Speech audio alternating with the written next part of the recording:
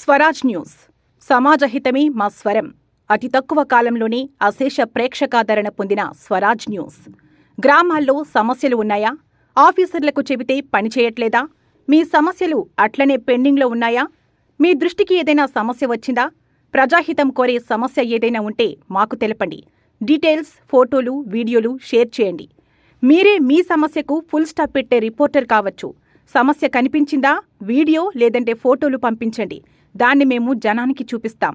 Swaraj news WhatsApp number 9441623078. నమస్తే, welcome to Swaraj news. ముందుగా headlines.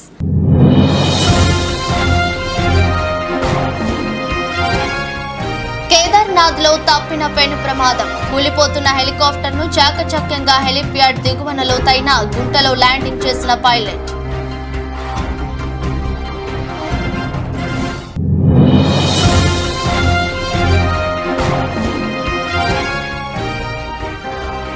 Rajasthan Barmer జిల్లాలో జరిగిన దారుణం. బిడ్డ నోట్లో విషం పోసిన ముఖేష్ సోదరి.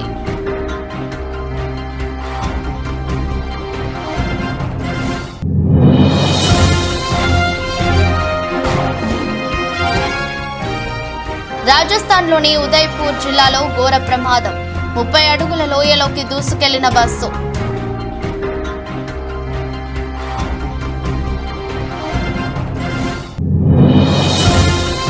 టీడీపీ నేతల దాడులపై చర్యలు తీసుకోవాలంటూ సీఈఓ ఫిర్యాదు చేసిన వైసీపీ నేతలు. 60కి పైగా కేంద్రాల్లో రీపోలింగ్ నిర్వహించాలని కోరిన మల్లాది విష్ణు, లేలా అప్పిరెడ్డి.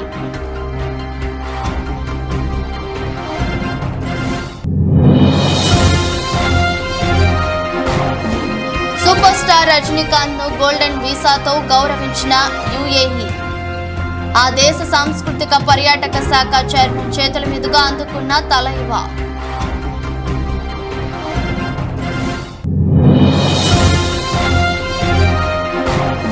నష్టాలతో ప్రారంభమైన దేశీయ స్టాక్ మార్కెట్ సూచీలు 6 పాయింట్ల స్వల్ప లాభంతో 75,424 వద్ద ట్రేడ్ అవుతున్న సెన్సెక్స్.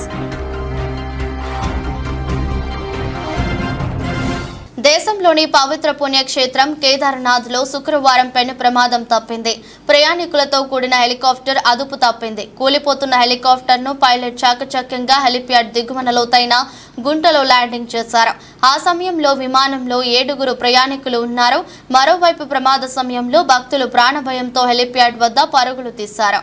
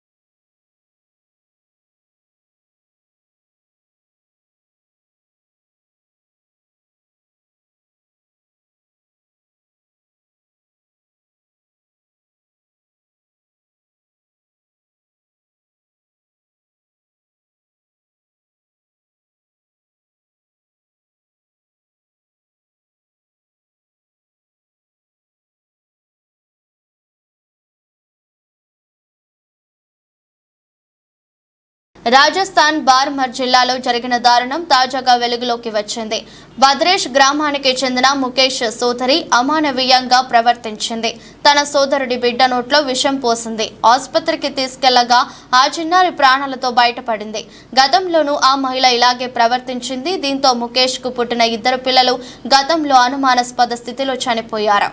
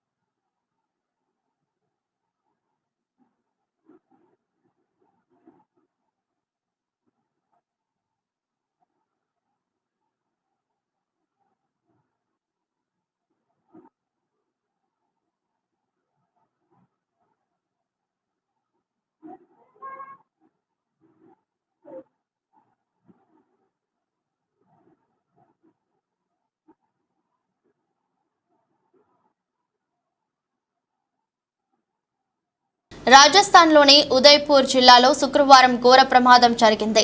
ప్రయాణికుల బస్సు ఘాట్ రోడ్డులో వెళ్తుండగా అదుపు తప్పింది. 30 అడుగుల లోయలోకి దూసుకెళ్లింది. ప్రమాద సమయంలో బస్సులో 40 మందికి పైగా ప్రయాణికులు ఉన్నారు. వారంతా ప్రాణభయంతో కేకలు పెట్టారు. చుట్టుపక్కల గ్రామస్తులు అక్కడకు చేరుకుని బాధితులను కాపాడారు. వారిలో 12 మంది పరిస్థితి విషమంగా ఉన్నట్లు తెలుస్తోంది. టీడీపీ నేతల దాడులపై చర్యలు తీసుకోవాలంటూ ఏపీ ఎన్నికల ప్రధాన అధికారి ముఖేష్ కుమార్ మీనాకు వైసీపీ నేతలు మల్లాది విష్ణు, లేళ్ల అప్పిరెడ్డి ఫిర్యాదు చేశారు. టీడీపీ రిగ్గింగ్ కు పాల్పడుతుందని వారు ఆరోపించారు.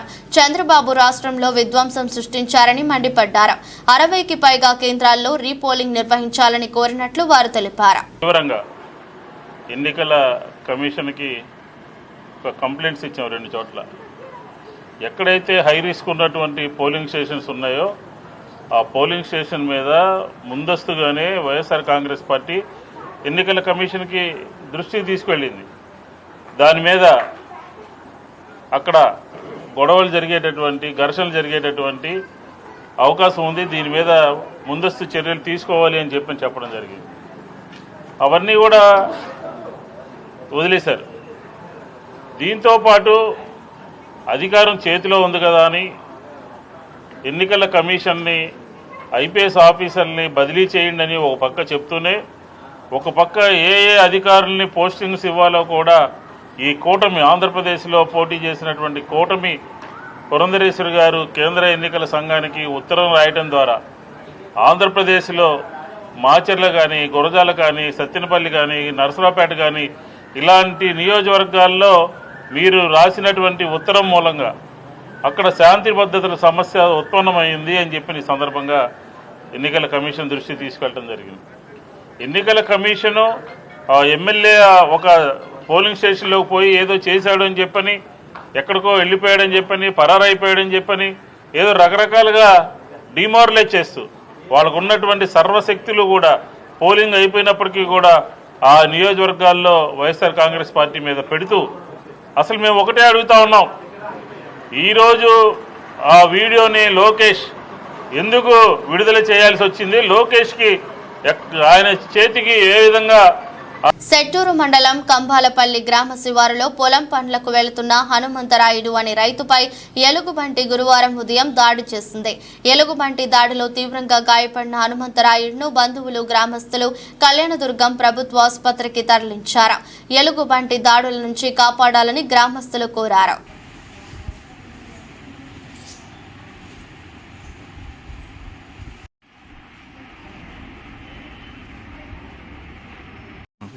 చెట్టూరు మండలం కంబాలపల్లి ఉంది.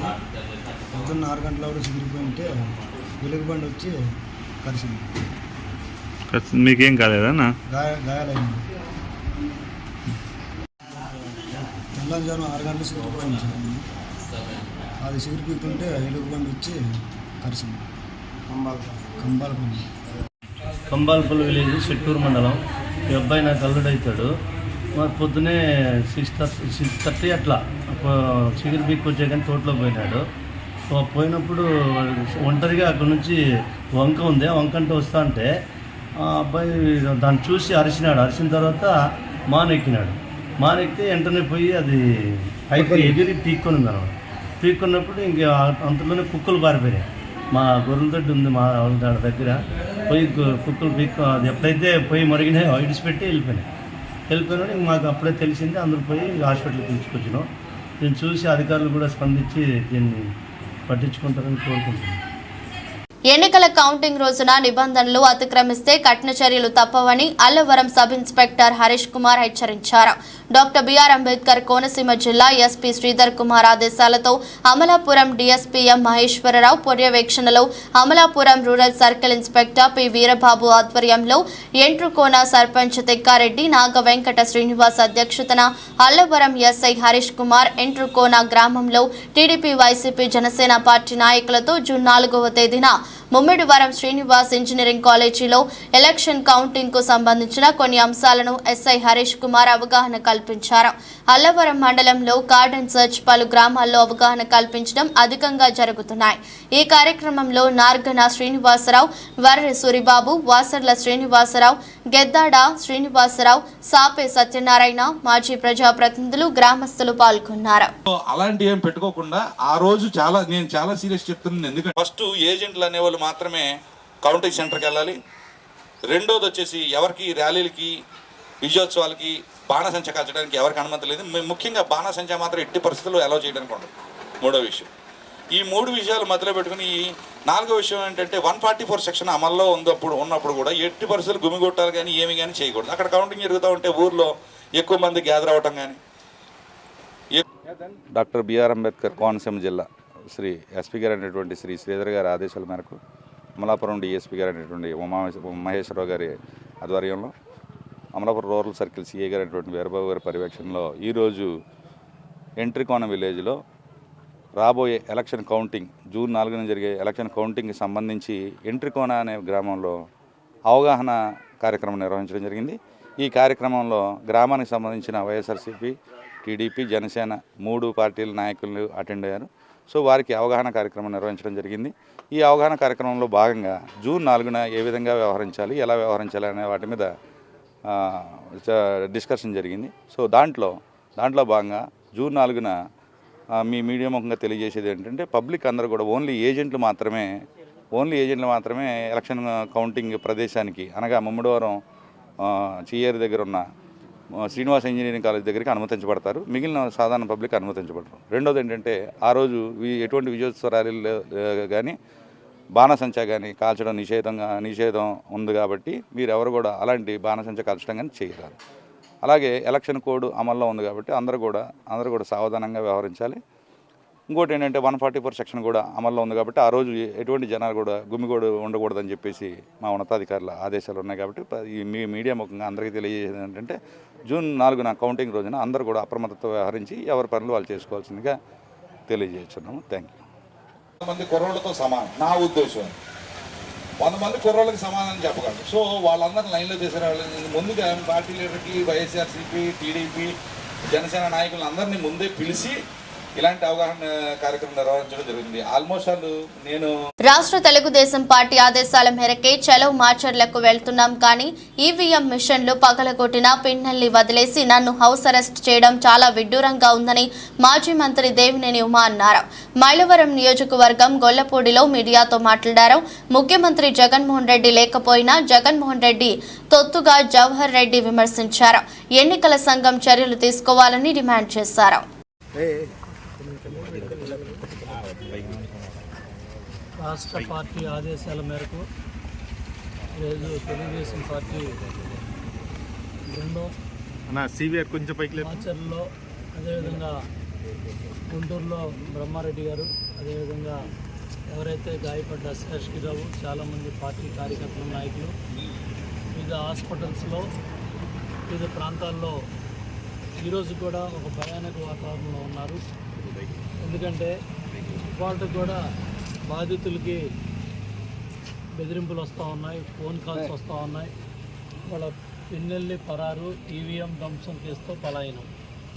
ఇవాళ ఏదైతే ఆ రోజు 13వ తారీఖున మధ్యాహ్నం స్వయంగా శాసనసభ్యుడు పోటీ చేసే అభ్యర్థి పిన్నెల్లి రామకృష్ణారెడ్డి ఈవీఎంలు పగలగొట్టాడు. అక్కడ పోలింగ్ సిబ్బంది ఉన్నారు, ఏపీఓ ఉన్నాడు, పీఓ ఉన్నాడు, రిటర్నింగ్ ఆఫీసర్, జాయింట్ కలెక్టర్. మాజీ రాజ్యసభ సభ్యులు సిపిఐ మాజీ డిప్యూటీ ప్రధాన కార్యదర్శి కామ్రేడ్ నల్లమల్ల గిరిప్రసాద్ 27వ వర్ధంతి సందర్భంగా శుక్రవారం ఖమ్మం పాత బస్టాండ్ వద్ద ఆయన విగ్రహానికి సిపిఐ జాతీయ సమితి సభ్యులు భాగం హేమంతరావు పార్టీ శ్రేణులు పూలమాల వేసి నివాళులర్పించారు. అనంతరం ఆయన మాట్లాడుతూ తెలంగాణ సాయుధ పోరాటంలో కార్మికుల హక్కుల కోసం, ప్రజల హక్కుల కోసం నిరంతరం పోరాడిన మహనీయుడని కొనియాడారు. దీర్ఘకాలం కమ్యూనిస్ట్ ఉద్యమానికి తెలంగాణ రాష్ట్రంలో, ఉమ్మడి ఆంధ్రప్రదేశ్ రాష్ట్రంలో పార్టీ నిర్మాణం చేసినటువంటి అమరజీవి కాబట్టి నల్లమల్ల గిరిప్రసాద్ గారు 27వ వర్ధంతి సందర్భంగా వారి విగ్రహం దగ్గర వారికి పూలమాల వేసి ఘనంగా నివాళులర్పించడం జరిగింది. కాబట్టి నల్లమల్ల గిరిప్రసాద్ గారు తెలంగాణ సాయుధ పోరాటం ఆనాడు నిజాం ఆర్థిక పాలనకు వ్యతిరేకంగా భూమి కోసం, ముక్తి కోసం జరిగినటువంటి మహోత్తరమైనటువంటి తెలంగాణ సాయుధ రైతాంగ పోరాటంలో ప్రత్యక్షంగా పాల్గొని ఆ ఉద్యమంలో ఆయన తుపాకీ గుండు తగిలినా కూడా ఎదురొట్టి నిలిచి అనేకమైనటువంటి ఆనాడు పేద ప్రజలకి లక్షల ఎకరాల భూములు పంపించి పెట్టే దాంట్లో నిజాం పరిపాలన నుంచి తెలంగాణ ప్రాంతం విముక్తి చేసే దాంట్లో ప్రధానమైన పాత్ర కామరెడ్డి గిరిప్రసాద్ గారు పోషించారు. ఆ తర్వాత ఉమ్మడి ఆంధ్రప్రదేశ్ రాష్ట్రంలో భారతదేశంలో కూడా భారత కమ్యూనిస్ట్ పార్టీ నాయకుల్లో ఒకరిగా డిప్యూటీ ప్రధాన కార్యదర్శిగా పనిచేసి అనేకమైనటువంటి పోరాటాలు ఇవాళ ఆనాడు నిర్వహించి కమ్యూనిస్ట్ ఉద్యమాన్ని ఒక ముందుకు తీసుకోవడంలో ప్రధానమైనటువంటి పాత్ర పోషించారు. ముఖ్యంగా ఆనాడే గిరిప్రసాద్. కర్నూలు జిల్లా గూడూరు మండలంలో శుక్రవారం ఘోర రోడ్డు ప్రమాదం జరిగింది. పెంచుకలాడు గ్రామ సమీపంలో ఆటో అదుపు తప్పి బోల్తా కొట్టింది. ఈ ఘటనలో ఒక వ్యక్తి అక్కడికక్కడే మృతి చెందాడు. సమాచారం అందుకున్న పోలీసులు ఘటనా స్థలానికి చేరుకున్నారు. పూర్తి వివరాలు తెలియాల్సి ఉంది.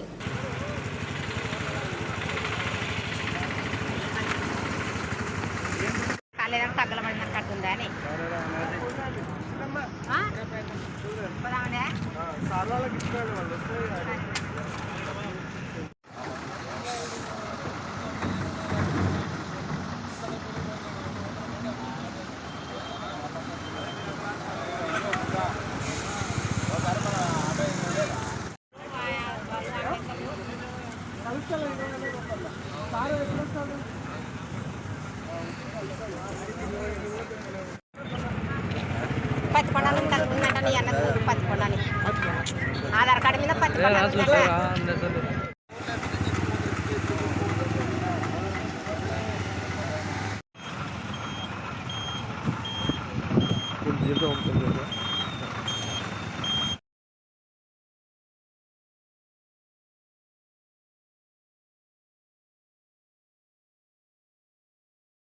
జగిత్యాల జిల్లా రాయకల్ మండలం రామాజీపేట గ్రామంలో రైతులు రాయకల్ బోర్నపల్లి రోడ్డుపై బైఠాయించి నిరసన తెలిపారు.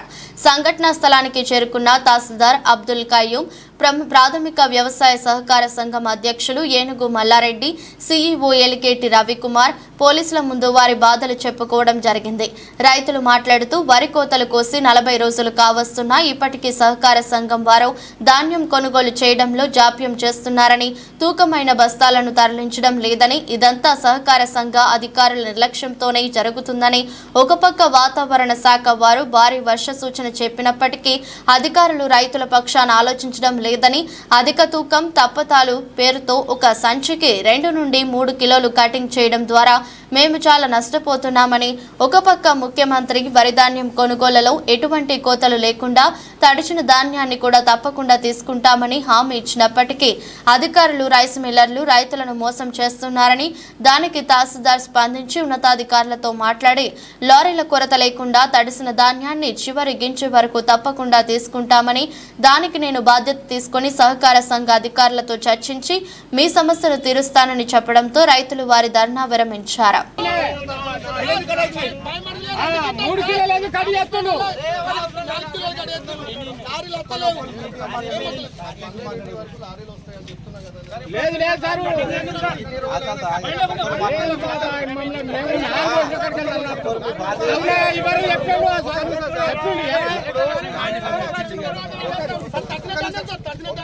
ఒక ప్రోగ్రామ్ ఉంటుంది.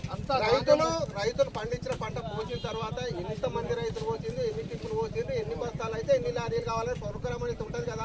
మరి ప్రోగ్రామ్ పెడితే ఏం సార్ 3 రోజులకు 4 రోజులకు ఒక లారీ వస్తుందా? వచ్చిన లారీ ఒకటే వస్తుందా?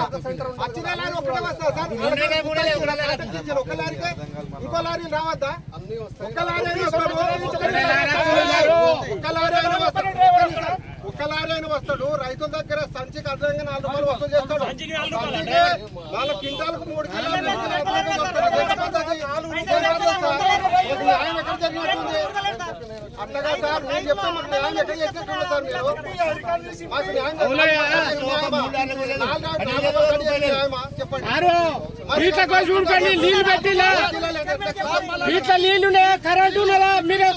ఏసీబీ వలలో చిక్కిన ఏపీ ప్రభుత్వ పరిశ్రమల శాఖ కాకినాడ జిల్లా general manager T Murali, Kakinada ప్రాంతానికి చెందిన శ్రీముఖ ఐస్ ఫ్యాక్టరీ యజమాని పెమ్మాడి శ్రీనివాసరావు ఇచ్చిన ఫిర్యాదు మేరకు వలపన్ని పట్టుకున్న ఏసీబీ అధికారులు పరిశ్రమకు ప్రభుత్వం నుంచి రావాల్సిన సబ్సిడీ కోసం బాధితుడు జీఎంను కలిస్తే ఇందుకు గాను 2 లక్షల మురళి డిమాండ్ చేశాడని బాధితుడు ఏసీబీ అధికారులను ఆశ్రయించాడు.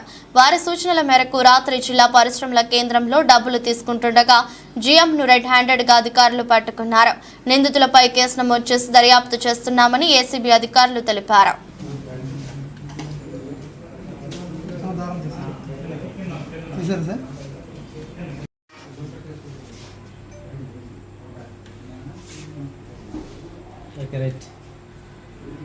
సార్ మళ్ళీ ఎవరు అడగరు కదా సార్? నేను ఇంకెవరికి ఇవ్వద్దు సార్. ఇంకెవరు అడగరండి. ఎవరు తీసుకొని కాదనేది తీసుకొని కాదనేది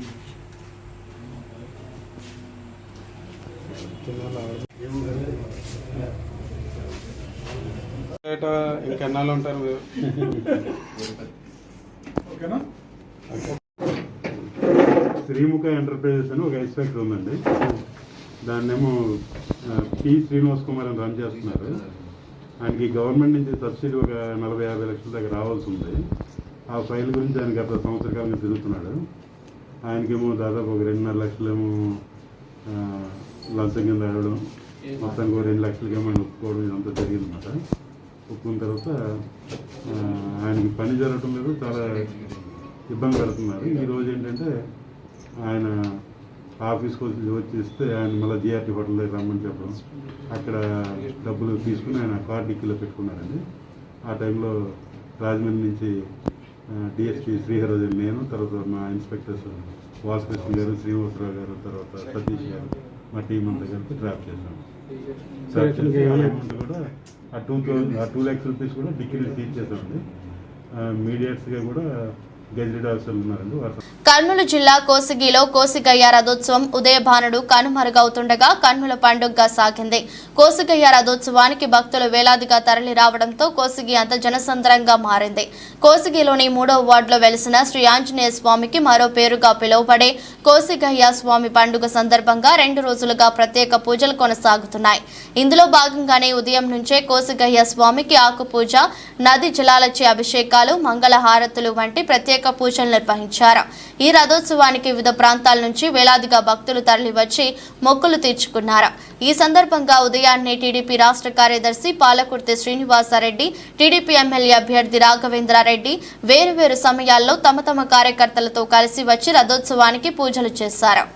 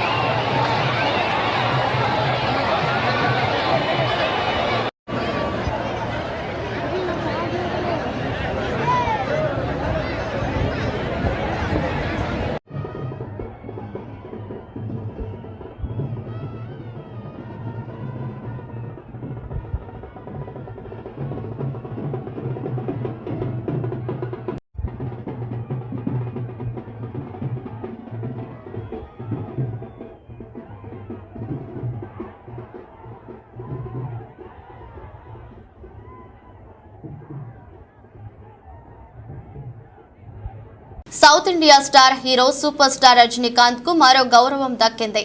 యుఏఈ ప్రభుత్వం వివిధ రంగాల్లో పేరు పొందిన వారిని సత్కరించేందుకు గోల్డెన్ వీసాను అందిస్తోంది. తాజాగా ఆ జాబితాలో రజనీకాంత్ చేరారు. తాను యుఏఈ గోల్డెన్ వీసా అందుకోవడం గౌరవంగా భావిస్తున్నానని సూపర్ స్టార్ రజనీకాంత్ అన్నారు. ఈ సందర్భంగా యుఏఈ ప్రభుత్వానికి, లూలు గ్రూప్ చైర్మన్ కి కృతజ్ఞతలు తెలిపారు. Today I am honored to receive a prestigious golden visa of UAE. My heartfelt thanks to UAE government and to my friend, Lulu Group, Chairman and Managing Director, Yusuf Ali Saab. Without him, this would not have happened. I am grateful to him. Shukran. Bengaluru rave party కేసులో hero Srikanth పేరు రావడంతో ఆయన ఇప్పటికే clarity ఇచ్చారు. అయితే hero Srikanth కు బెంగళూరు పోలీసులు నోటీసులు ఇచ్చారని వార్తలు వినిపిస్తుండటంతో ఆయన మరోసారి ఈ అంశంపై స్పందించారు. తనకు ఏ నోటీసులు రాలేదని, తన మీద తప్పుడు ప్రచారాలు చేస్తే తానే నోటీసులు ఇవ్వాల్సి ఉంటుందని హెచ్చరించారు.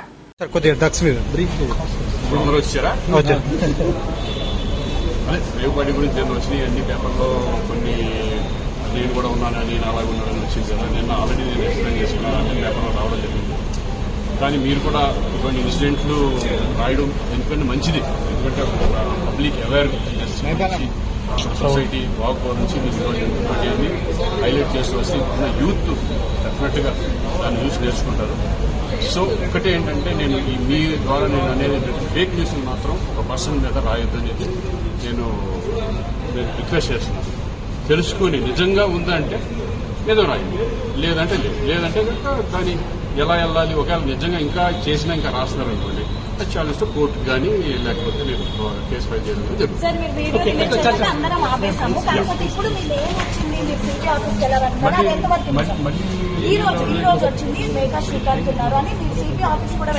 ఒకవేళ నిజంగా ఎవరన్నా రాస్తే నేను డైరెక్ట్ కోర్టుకి వెళ్తాను, కోర్టులో తెచ్చుకుంటాను, నేను ఫైల్ చేస్తాను.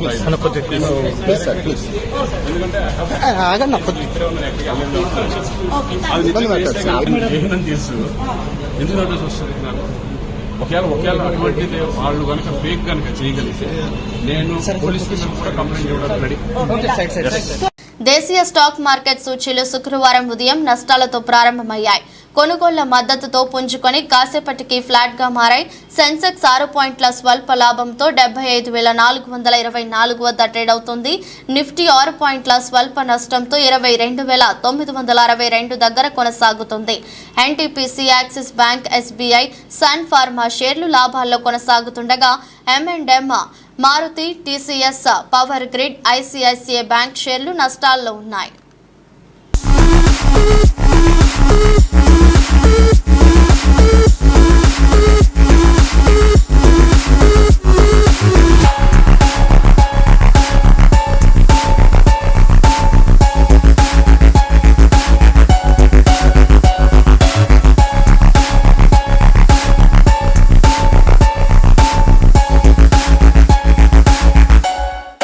వార్తలు ముగించే ముందు మరోసారి హెడ్లైన్స్.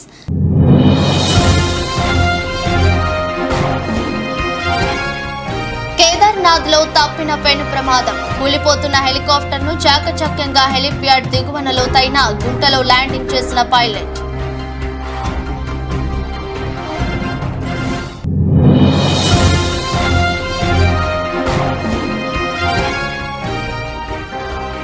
రాజస్థాన్ బార్మర్ జిల్లాలో జరిగిన దారుణం.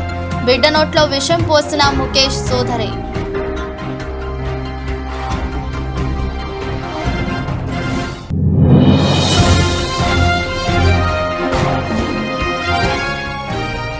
రాజస్థాన్లోని ఉదయ్పూర్ జిల్లాలో ఘోర ప్రమాదం. 30 అడుగుల లోయలోకి దూసుకెళ్లిన బస్సు.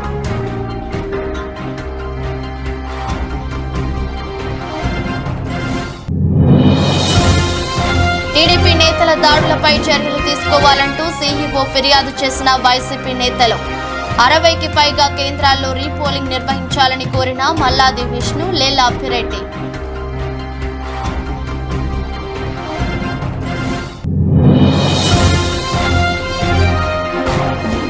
సూపర్ స్టార్ రజనీకాంత్ ను గోల్డెన్ వీసాతో గౌరవించిన యుఏఈ.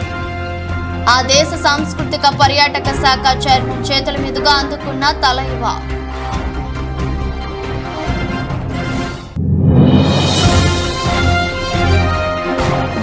నష్టాలతో ప్రారంభమైన దేశీయ స్టాక్ మార్కెట్ సూచీలు 6 పాయింట్ల స్వల్ప లాభంతో 75,424 వద్ద ట్రేడ్ అవుతున్న సెన్సెక్స్. ఎదురోస్ట్ బులెటిన్ మరో బులెటిన్లో మళ్ళీ కలుద్దాం. అంతవరకు సెలవు, నమస్కారం.